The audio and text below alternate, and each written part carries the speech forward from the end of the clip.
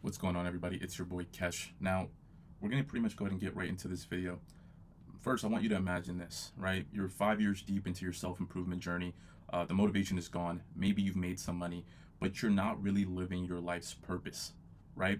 You're more conscious of yourself in the world, and suddenly you start noticing things about your character that you were never aware of before. These patterns were once hidden deep in your mind, right? But they've been running on autopilot, feelings, thoughts, behaviors that you thought were you, but in reality were just unconscious survival mechanisms. And you realize, just get up and grind isn't enough anymore. Self improvement isn't just discipline, suffering, hustling. While those tools have their place, there's something deeper, something that will always sabotage your progress if you don't address it. And that's something that I found out for myself, and in helping other men and having conversations with other men, right? That something is going to be your self-worth, right? And your self-worth is in direct connection to your nervous system. This isn't just about mindset. This is about how your body learned to respond to the world when you were a child, right? When you were first programmed. And I say that a man goes through multiple programs in his life, right? The initial program, which is in essence copying and mimicking their parents, and that goes back to programming that their parents had, unless they adjusted, right? A man must go through many updates in his life, but the one that we most get stuck on is the one that we have when we were a child, right? And that means that we're going to be talking about trauma, not as an identity, but as a point of reference to understand where these unconscious triggers are going to be coming in from. For me as a kid, when I felt nervous and overwhelmed, I turned to addictive substances, right? I turned to masturbation. I turned to video games.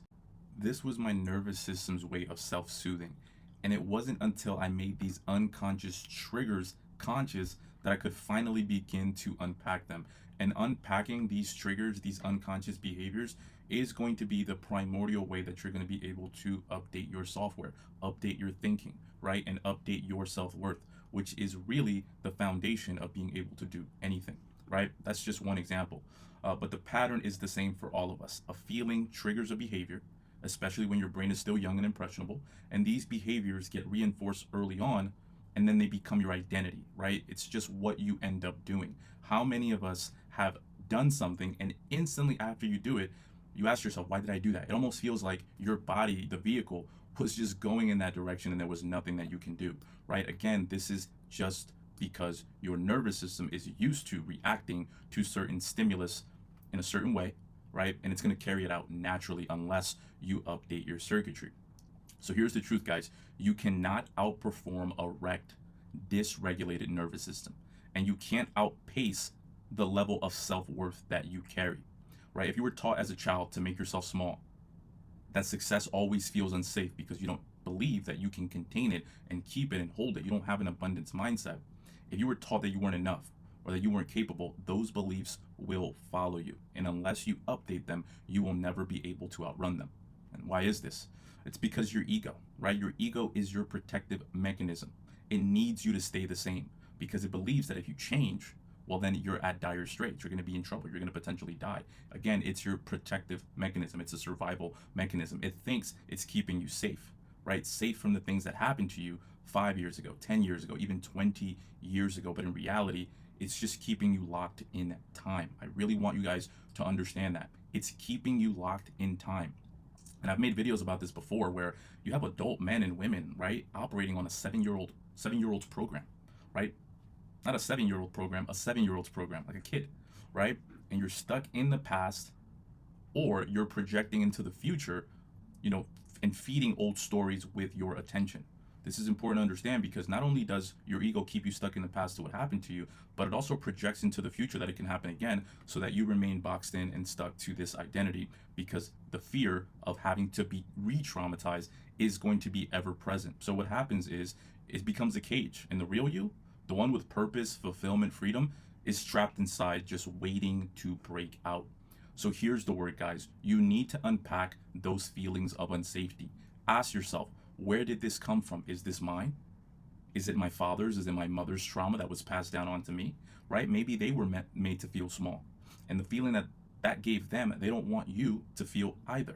Right? They don't want you to feel those feelings. So unconsciously, they're actually holding you back from being your truest self simply because they're afraid that you're going to deal with the same trauma that they dealt, right? For many of us, again, it goes not only to the parents, but just the upbringing. Maybe you had a teacher in school. Maybe you dealt with peers, right? Maybe you were spoken to or treated a certain way. As children, we didn't have an identity of our own. So what we did was we absorbed whatever the world handed to us. And often that identity is built under negative or limiting circumstances. As I mentioned before, I was raised here early in the United States, but I was actually born in the Dominican Republic, right? So I came from, real poverty here, guys, right? But what's important to understand is that this isn't who you are. That's who you were programmed to be.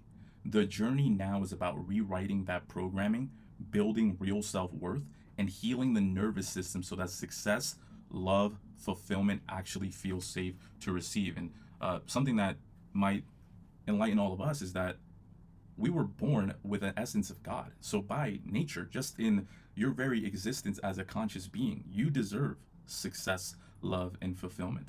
Right? That's the natural order of things. That's your natural baseline. You just forgot about it. So, if you've been grinding, hustling, and feeling like you're pushing but you still feel stuck, remember it's not necessarily about working harder. It's about being able to heal on a deeper level than you may have healed before, right? It's about going back and imagining and visualizing some of your toughest moments. You now, as an adult, as someone who is aware and understands, going back mentally, visualizing yourself going back mentally and meeting your younger self, meeting that child that you were, and comforting that child and making it feel safe. This is how you rewire your programming. This is how you rewire your nervous system and build self-trust and self-worth. I can assure you guys, if you do this, the body will naturally follow, right? The body will naturally follow, and the horse will stop leading so that you can straddle the horse, get back on the horse, and lead it the way that it's supposed to, guys, right? This is, again, the most important part of healing, right? Building that self-trust, rewiring the nervous system. The body will do the rest.